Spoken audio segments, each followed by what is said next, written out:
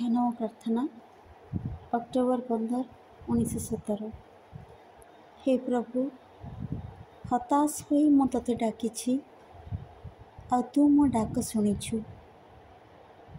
ନିଜର ପରିସ୍ଥିତି ଓ ଅବସ୍ଥା ବିଷୟରେ ଅଭିଯୋଗ କରିବା ମୋର ଭୁଲ ହୋଇଛି। ମୁଁ ନିଜେ ଯାହା, ସେହି ଅବସ୍ଥା କ'ଣ ତାର ଅନୁରୂପ ନୁହେଁ? ତୋ ଐଶ୍ୱର୍ଯ୍ୟର ଦ୍ୱାର ପର୍ଯ୍ୟନ୍ତ ତୁ ମୋତେ ନେଇ ଆସିଲୁ, ତୋ ସୌମ୍ୟର ଆନନ୍ଦ ପ୍ରଦାନ କଲୁ।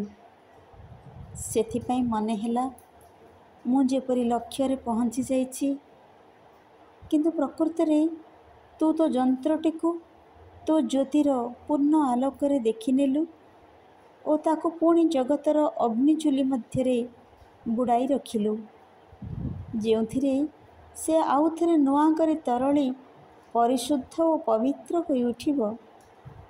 ଏହିସବୁ ଚରମ ଓ ବେଦନାଦାୟକ ଅଭିପ୍ସାର ମୁହୂର୍ତ୍ତରେ ମୁଁ ଦେଖେ ଓ ଅନୁଭବ କରେ ଯେ ତୁ ମୋତେ ବିଭ୍ରାନ୍ତକାରୀ ଭୟଙ୍କର ବେଗରେ ଟାଣି ନେଉଛୁ ରୂପାନ୍ତର ପଥରେ, ଏବଂ ଆଧାର ମୋର ସ୍ପନ୍ଦିତ ହୋଇ ଉଠେ ଅନନ୍ତର ସଚେତନ ସ୍ପର୍ଶରେ। ଏହିପରି ହିଁ ତୁ ମୋତେ ଧୈର୍ଯ୍ୟ ଓ ଶକ୍ତି ପ୍ରଦାନ କରୁ, ଯଦ୍ୱାରା ମୁଁ ଏହି ନୂତନ ପରୀକ୍ଷା ଅତିକ୍ରମ କରିଯାଇପାରିବି। ମା।